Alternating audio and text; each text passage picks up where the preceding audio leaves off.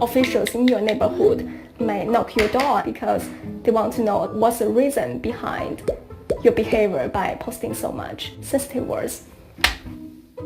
I'm Caroline Kan, a journalist and author living in Beijing.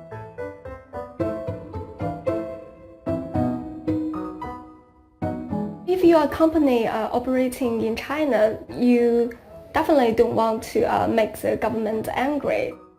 There's a condition to operate in China. You have to obey the Chinese law. If they don't censor certain content, then they might face the punishment by the government, saying you are not obeying the law and the regulation. And as a big company, they certainly don't want to take such risk. So those companies actually do a lot of self-censorship.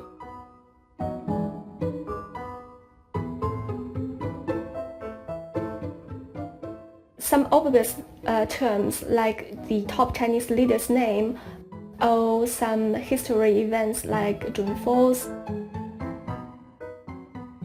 are obviously banned in China's social media.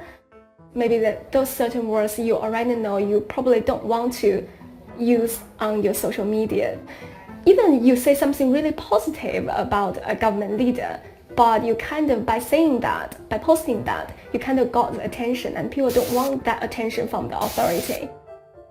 Of course, you can choose to, for example, send a so-called sensitive word to your friend, but then you have to face the consequence. A friend of mine just got his WeChat account being blocked for 3 days after he had a conversation with his friend talking about China's legal system and reform on legal system. So because of that, he could not use WeChat for many days. And of course, if you keep posting a lot of topics that the authority thinks are sensitive, then you might face a consequence. I worked for foreign media for several years, and for example, by using WeChat, I have to be very careful. Like, I have a kind of sensitive word list myself.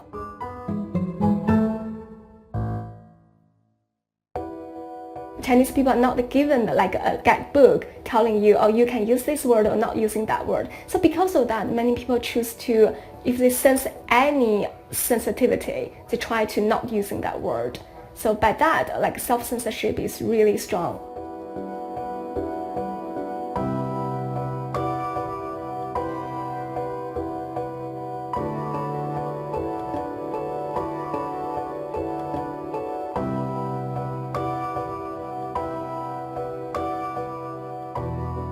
Social stability is like the number one task, the mission in their job.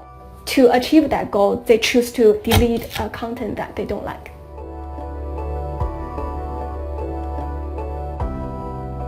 By using different character, the person who is talking to you can understand that meaning, but you don't really need to use the exactly accurate word.